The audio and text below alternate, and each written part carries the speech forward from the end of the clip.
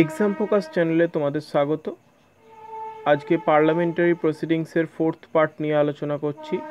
দেখো, the speaker can stop a member of parliament from speaking and let another member speak. This phenomena is known as. অর্থাৎ Lok Sabha speaker পার্লামেন্টে একজনের বক্তব্য থামিয়ে অপরজনকে কথা বলার জায়গা করে দিতে পারেন। এই তত্ত্বটি কী নামে পরিচিত? এটার উত্তর হবে ইয়েল্ডিং দ্য ফ্লোর। নেক্সট, এখানে তিনটি স্টেটমেন্ট দিয়েছে দেখতে পাচ্ছ, যেখানে বলেছে কোনগুলি সঠিক। এখানেতে তিনটি স্টেটমেন্টই সঠিক। দেখো 1, 2 এবং 3। প্রথমত বলে দিই কী কী। ফার্স্ট স্টেটমেন্ট হচ্ছে, the joint sitting of the two houses of the parliament in India is sanctioned under article 108 of the constitution. অর্থাৎ পার্লামেন্টের দুটি হাউসের যে যুগ্ম অধিবেশনের কথা লোকসভা এবং রাজ্যসভার, সেটি সংবিধানের 108 নম্বর ধারায় আলোচনা করা হয়েছে। Second statement, the first joint sitting of Lok Sabha and Rajya Sabha was held in the year 1961। অর্থাৎ লোকসভা এবং রাজ্যসভার প্রথম যুগ্ম অধিবেশন যেটা হয়েছিল 1961 সালে, যেটা জেনে রাখো হয়েছিল পণ প্রথা বিরোধী বিল নিয়ে। নেক্সট, থার্ড স্টেটমেন্টে যেটা বলেছে যেটি সঠিক, সেটি হচ্ছে, the second joint sitting of Lok Sabha and Rajya Sabha was held to pass the banking services commission repeal bill. অর্থাৎ সেকেন্ড যে লোকসভার যে যুগ্ম অধিবেশন হয়েছিল সেটা হয়েছিল ব্যাঙ্কিং সার্ভিসেস কমিশন বিলটাকে বাতিল করার জন্য। নেক্সট কোয়েশ্চেন দেখো, with reference to Indian parliament which one of the following is not correct. ভারতের সংসদ সম্পর্কে কোনটি সঠিক নয় বলেছে। এটা হবে 1 নম্বরটি, the appropriation bill must be passed by both the houses of parliament before it can be enacted into law. অর্থাৎ অ্যাপ্রোপ্রিয়েশন বিলটিকে আইনে পরিণত করতে গেলে পার্লামেন্টের দুটি কক্ষেই এটাকে অবশ্যই পাস করাতে হয়। এটি কিন্তু সঠিক নয়, লোকসভাতে পাস করালেই হবে। Next, what is the difference between vote on account and interim budget. অর্থাৎ ভোট অন অ্যাকাউন্ট এবং ইন্টারিম বাজেটের মধ্যে কী ডিফারেন্স? দেখো, এখানেতে হবে শুধুমাত্র 2 নম্বরটি সঠিক, যেটা জানতে চেয়েছে সেটাই বলে দিচ্ছি। A vote on account only deals with the expenditure in government's budget, while an interim budget includes both expenditure and receipt। অর্থাৎ ভোট অন অ্যাকাউন্টটা শুধুমাত্র আলোচনা করে সরকারের বাজেটের ব্যয় প্রসঙ্গে, আর কি ইন্টারিম বাজেট সেটা আলোচনা করে অন্তর্বর্তীকালীন বাজেট আলোচনা করে ব্যয় এবং আয় সম্পর্কে, রিসিপ্ট সম্পর্কে। এটাই হচ্ছে মেন ডিফারেন্সটা। নেক্সট কোয়েশ্চেন দেখো, আর deadlock between the Lok Sabha and the Rajya Sabha for a joint sitting of the parliament during the passage of. অর্থাৎ কোন ক্ষেত্রে লোকসভা রাজ্যসভার জয়েন্ট সিটিং হয়ে থাকে? অর্ডিনারি লেজিসলেশনের ক্ষেত্রে, অর্থাৎ সাধারণ বিলকে আইনে পরিণত করার ক্ষেত্রে। Next, which of the statements given is or are correct. এখানে দুটি স্টেটমেন্ট দেওয়া আছে, বলেছে কোনটি সঠিক। এখানেতে 2 নম্বরটি সঠিক। দেখো, no member of a state legislative assembly shall be liable to any proceeding in any court in respect of anything said or any vote given by him or her in the legislature। অর্থাৎ রাজ্য আইনসভা মানে মূলত রাজ্য বিধানসভার কোনো সদস্যই তার আইনসভাতে কাজের জন্য বা কোনো বিলের পক্ষে বিপক্ষে ভোটের জন্য কোনো কোর্টেতে দায়বদ্ধ থাকে না, তাকে তার জন্য কোনো আদালতে যেতে হয় না। সে যে বিলের পক্ষেই ভোট দিক বা বিপক্ষেই ভোট দিক, যে কোনো আলোচনা করুক, যে কোনো কথা বলুক, তার জন্য। Next, consider the following statements regarding a no confidence motion in India. অর্থাৎ নো কনফিডেন্স মোশন সম্পর্কে এখানে দুটি ইনফরমেশন দেওয়া হয়েছে। দেখো, যার মধ্যে বলেছে কোনটি সঠিক।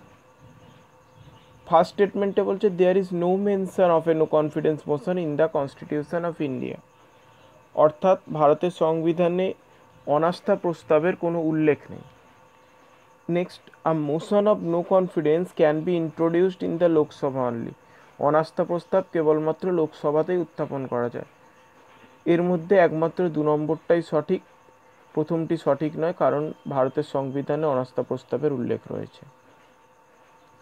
নেক্সট কোয়েশ্চেন দেখো, question number 165, if the president Returns the bill to the legislature for reconsideration, অর্থাৎ যদি রাষ্ট্রপতি একটি বিলকে পুনর্বিবেচনার জন্য আইনসভাতে ফেরত পাঠিয়ে দেন তাহলে কি হয়?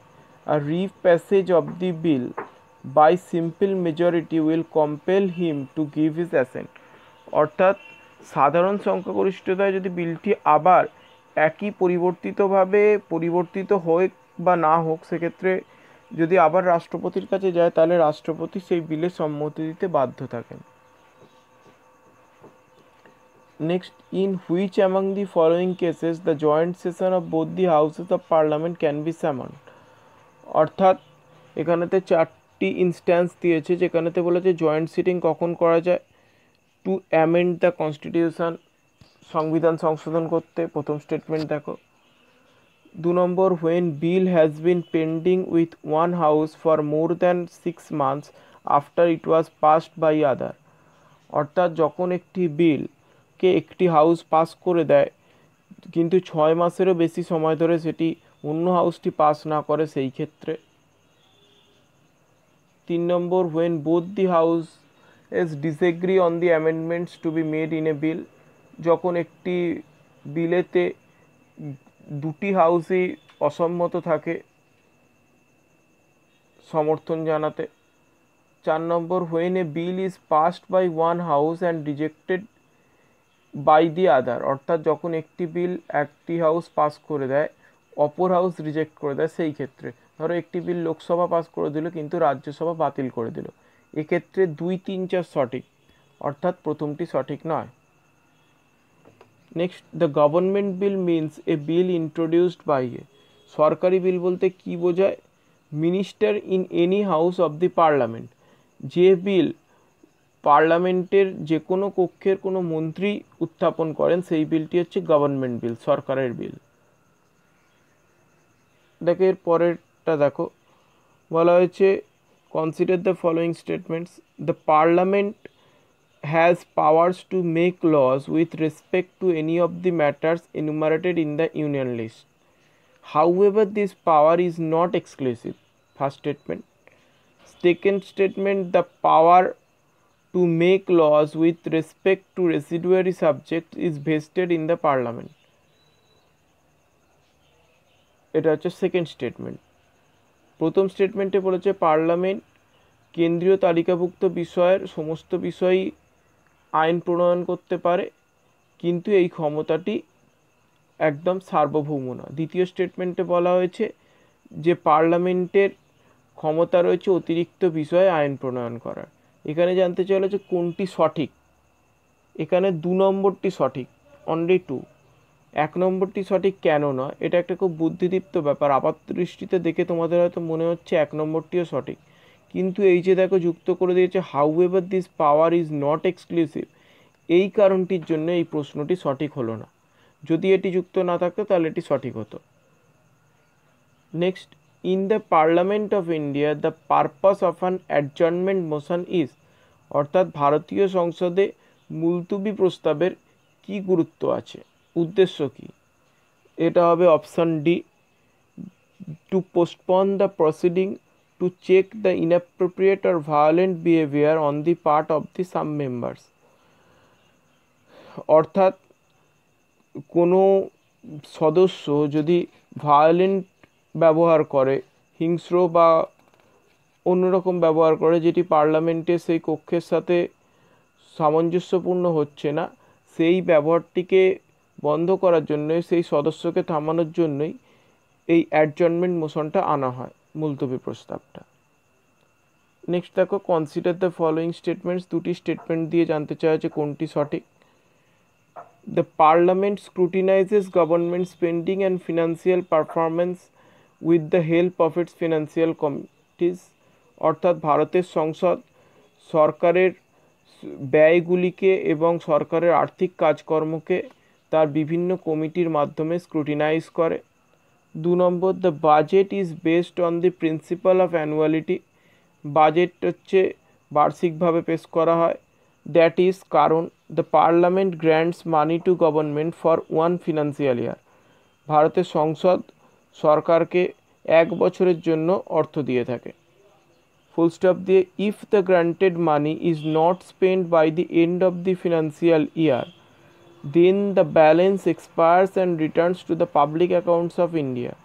এই 1 বছর সময়ের মধ্যে যদি না সেটি ব্যয় করা হয় তাহলে সেটি সরাসরি পাবলিক অ্যাকাউন্টস অফ ইন্ডিয়াতে চলে যায়। এর মধ্যে সঠিক শুধুমাত্র 1 নম্বরটি, 2 নম্বরটি সঠিক নয়। ঠিক আছে, আজ এই প্রশ্নগুলো নিয়ে আলোচনা রইল। তোমাদের কোনো বুঝতে কিছু অসুবিধা হলে আমাকে অবশ্যই জানাবে। Thank you.